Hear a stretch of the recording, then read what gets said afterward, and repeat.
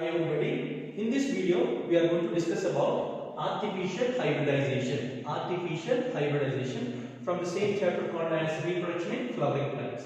So from reproduction in flowering plants, it is one of the topic called as artificial hybridization. So what is this artificial hybridization? We are going to discuss in this video now. So just imagine, just before we go to this, let us imagine and understand clearly about what we are going to deal about. Okay, with a small example we will discuss now.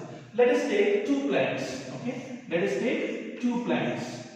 Okay, there are two plants which are growing in your garden.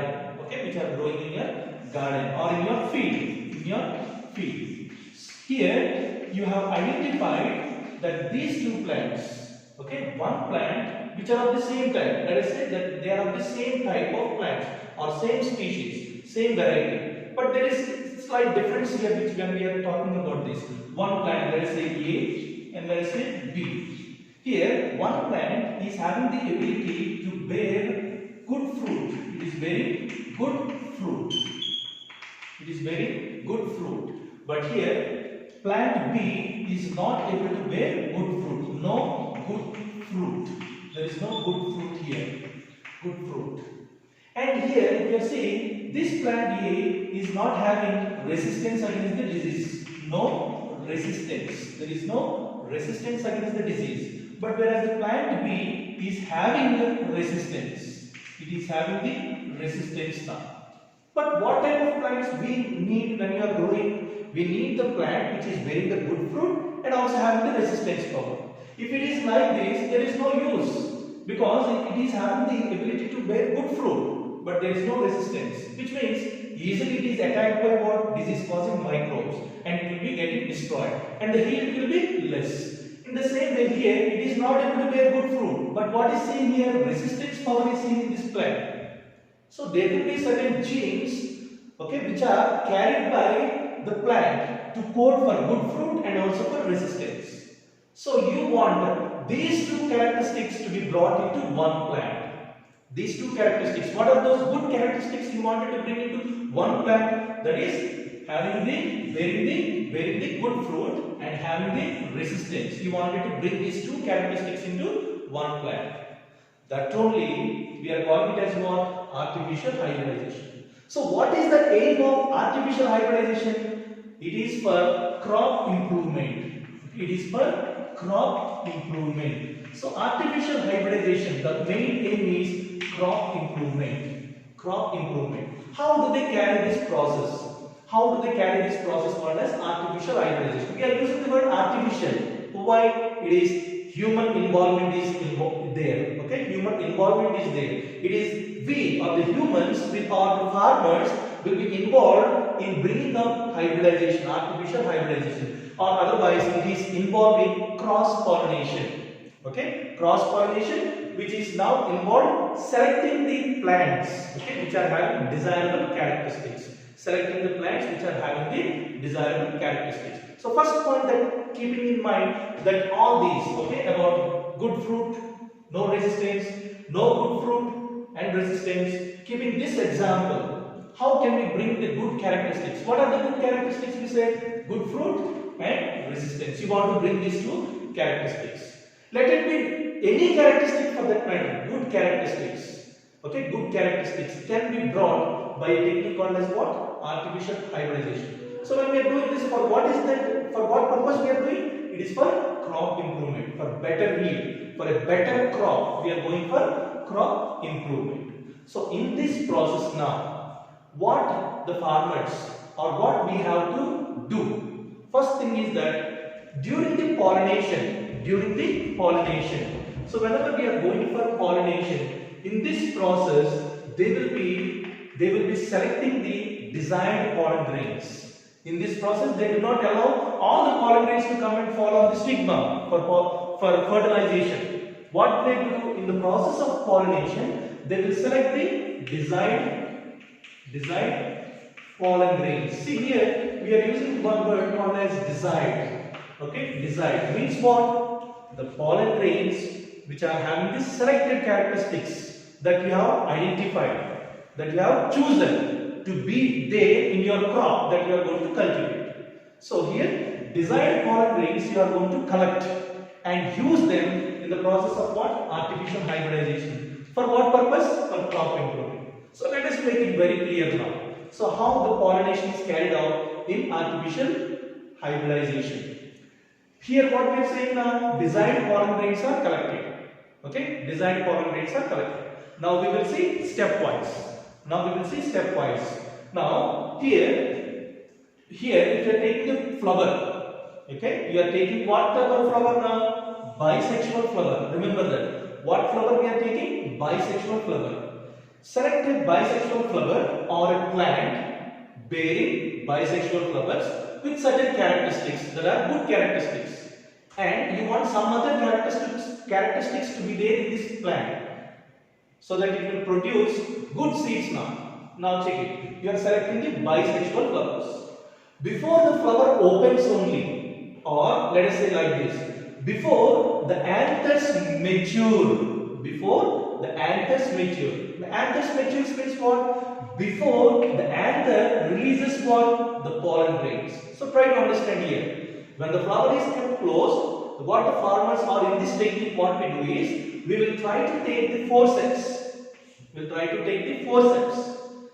We use these forceps to cut the anthers. So what is this structure we are calling as? The anther. And you know, anther is what? The male part. The male part will be producing what? Male gametes. So what we are doing now here, we are cutting the anther. Okay, we are cutting the anther, male part, otherwise stamen. We are calling it as stamen. So when will you cut these stamens? Before the anther matures. There is no use like this. So just imagine, if the anther is matured, it is understood that what? The pollen grains are released and they will be falling on what? The stigma. Okay? The anther is matured, the pollen grains are released and they will fall on the stigma, and it will undergo self-pollination. But here you don't want the same characteristics to be carried to the next generation in the form of a seed. What you want? You want new characteristics. You don't want just a plant which is bearing good fruit and without resistance. This will be happening when what is happening? Self-pollination is taking place.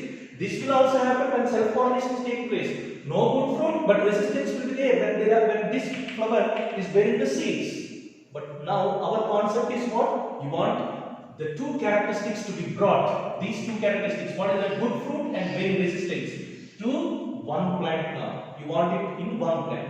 That's what we are studying here. So here again just check it. Before the anther matures. Why? If the anther matures, the pollen grains will fall. So before the anther matures, you are cutting it off with what? Forceps. You just cut with the forceps or with a scissor. Carefully, they will cut these anthers. Otherwise, there is another process called a suction force. Okay? With suction pump, they will suck all these pollen grains from the flower. Or otherwise they will use alcohol at a particular concentration. They will dip the flower into this alcohol so that only the anthers are dipped into the alcohol so that they will get destroyed. This is all done, please remember, this is all done before the anther matures. That is very, very important. When are we cutting these anthers? Before the anther matures. Or otherwise we say before the anther dehisces. Dehisces means what? Releasing the pollen grains. So before the pollen grains are released, you are cutting off the anthers or stamen, the male part. So here is the flower now. Without what? You have removed what? You remove the stamen, that is the anther containing the male gametes, okay, which will produce the male gametes. So you remove. So removal of anthers from a flower. Okay, removal of anthers from a flower is called as emasculation. We call it as emasculation. It is the first technique that we follow. It is the first step or a first technique that we follow under artificial hybridization. It is the first technique. So what do you mean by the word emasculation? Emasculation means removal of anthers. It is a technique that is followed in the process of what? Artificial hybridization. So, what do you mean by emasculation? Removal of anthers. Before what? Before the anther releases the pollen grains. Why before the anther? Why? Before the anther releases the pollen grains, if it is releasing, there is now self-pollination will be taking place. So in order to avoid that, we have removed the anthers before they are mature. That process we are calling it as what? Emasculation. This is very, very important term that we have to keep in mind. Emasculation, removal of anthers. Now anthers are removed before they are mature. After which what we do? After which what we will be doing? So we studied that what is emasculation. What is emasculation? Removal of anthers before they are mature. So that is the first technique that we are following under artificial hybridization. So we remove the anthers. Right after removing the anthers, now here we can call this plant as now female plant because it is having only the female part. So this female plant or the female flower is covered with a bag like, which is made up of what? Butter paper. Which is made up of butter paper. You know, this we are using the butter paper most of the times. Why? Because this is porous. Porous means it is useful for exchange of gases. So easily the exchange of gases will be taking place. So it is not acting as a barrier for exchange of gases. So that's why we are using the butter paper. Okay, and it will not allow the foreign pollen grains to fall or enter inside and fall on the stigma. And it can resist the microbes also. It can resist the microbes also. So microbes cannot fall out onto the flower now. And it is not going to block the sunlight also. Even the sunlight easily penetrates through this paper. So that's why we are using the butter paper. So what is the main aim of using the butter paper? It is to prevent the foreign, other undesired pollen grains not to come and fall on this flower. You want only desired pollen grains to fall on this flower. So that's why you are covering it with the butter paper. With the butter paper, so that undesired pollen grains will be prevented falling on the stigma. So that we are calling it as what? Bagging. We are calling it as bagging. So covering or enclosing the flower which has undergone emasculation, with a polythene or with a butter paper, we are calling it as what? Bagging. We are calling it as bagging. So right after bagging, one more point that we have to keep in mind is that we will be tying one paper. We will be tying one paper which will be having the date and time. Which will be having the date and time that you went for emasculation. From the time you started artificial hybridization, you will be going for what? Date and time. Right after you are going for bagging. That's very, very important. And that we are calling it as what? Tagging. Tagging. Please remember, without tagging, bagging is incomplete. Bagging is incomplete. Please remember that. Without tagging, bagging is incomplete. So what is tagging? Tagging means you are giving the date and time and all the details, of course all the details that are required when you are going for artificial hybridization. Every detail will be there on this tag.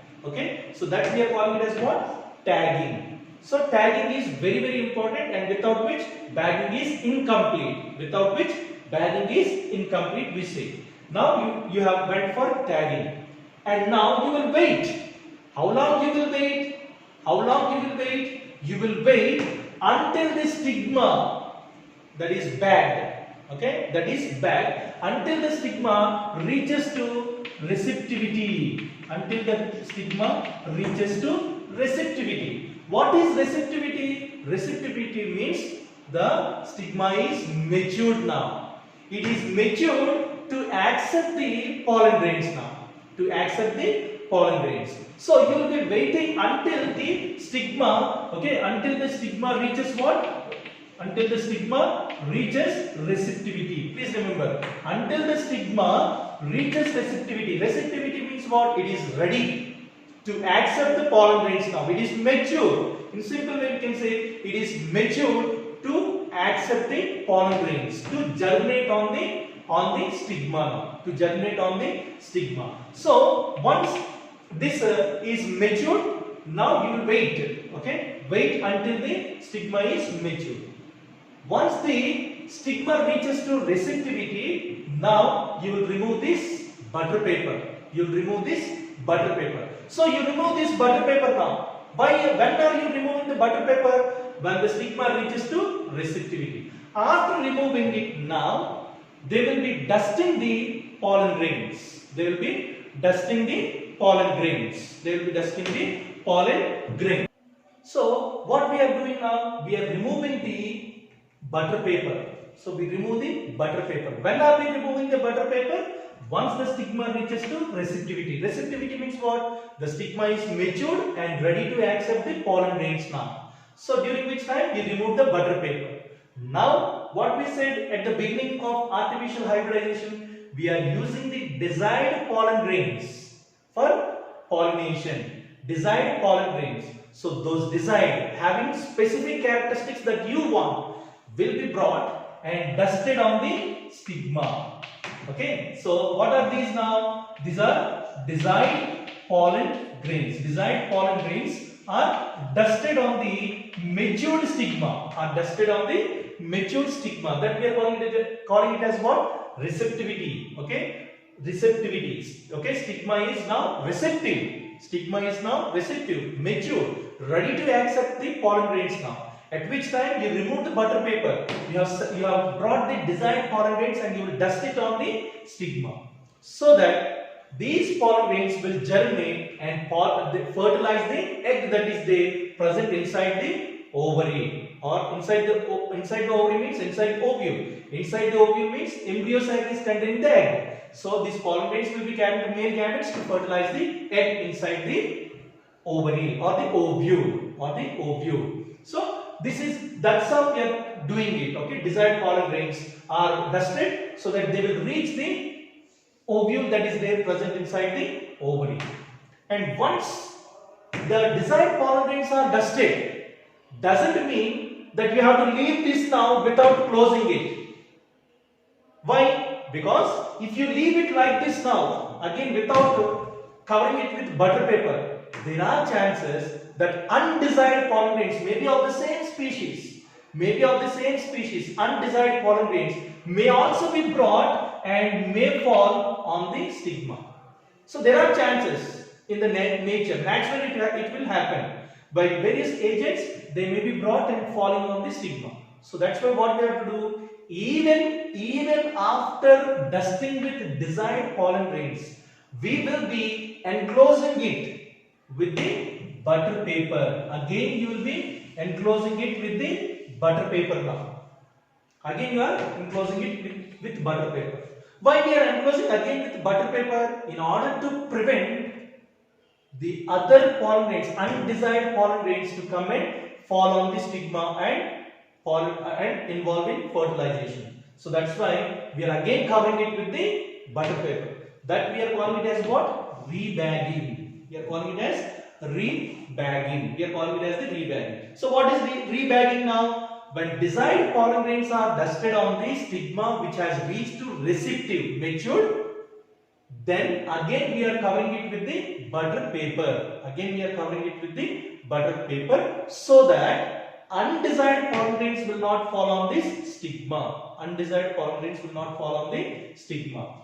Okay, so that we are calling it as what? Rebagging. That we are calling it as rebagging. So these are the simple steps that we follow under artificial hybridization. But one more point is there, that here, if you are seeing another flower, if you are seeing in this flower, you can easily identify and name it, or you can easily identify and say that whether it is a unisexual or bisexual flower. Is it a staminate flower or pistillate flower? So here we are saying that this is unisexual flower because it is having only one sex organ. What is that? It is having only the female sex organ. That is pistillate flower. Please remember, in the case of pistillate flowers, if you are choosing unisexual flowers for artificial hybridization, this is very important point, please you have to keep in mind. If we are choosing unisexual flowers, if you are choosing unisexual flowers or unisexual plants, please remember, in artificial hybridization you no need to go for what? Which technique? The first technique. The first technique called as what? There is no emasculation. Okay, there is no emasculation that we do in unisexual flowers. But rest all are very important. Bagging is common here. Bagging is common. So we have to remember, bagging is must, or otherwise we can say common. Okay, it is common. Bagging is common. But what is not common here? No emasculation. They will not do emasculation because there are no what? Anthers. So please remember, it's a very important point that in unisexual flowers, we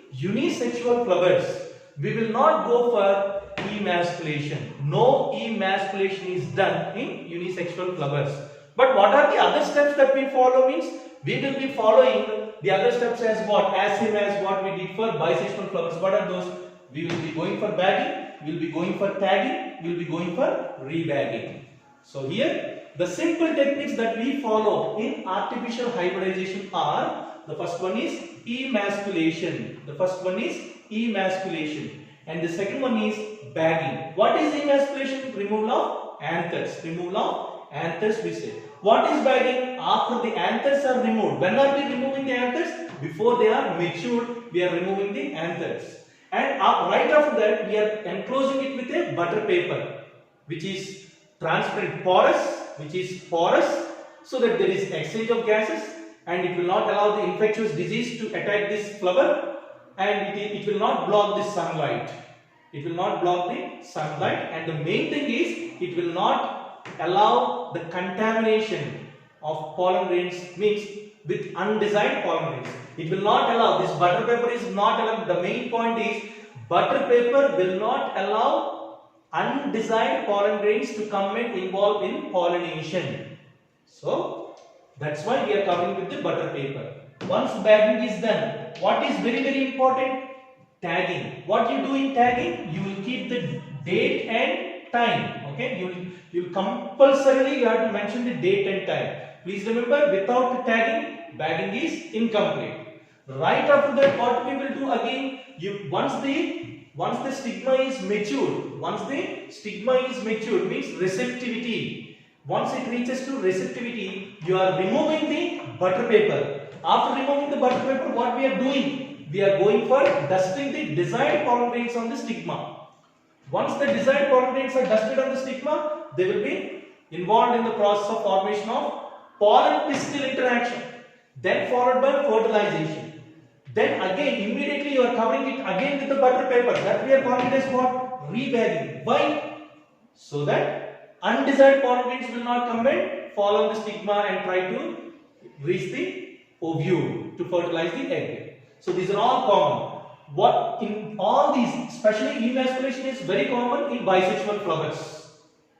But emasculation is not done in unisexual flowers. That's very important point. No emasculation in unisexual flowers, in the female flower. Okay, in the female flower. But what is common? Bagging is must, or it is common, and followed by what? Tagging will be done and also rebagging will be done. After this, the very beginning we said that it is all done for what? The main aim is what? For crop improvement. It is all done for what purpose? For crop improvement now.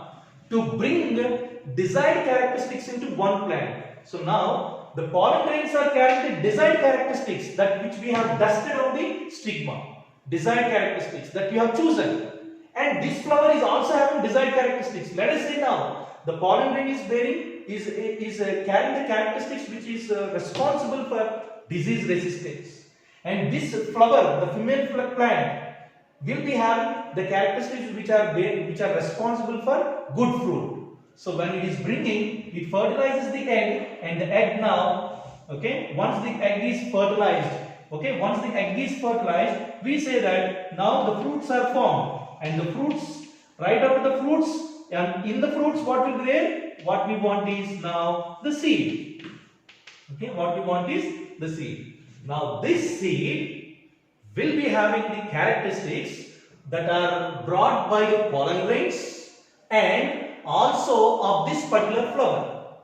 Okay, of this particular flower. So what this seed will be possessing now? It will be possessing the disease resistance and also it will be possessing the characteristics of very good fruit. So now these seeds will be collected and they will be allowed for self-pollination.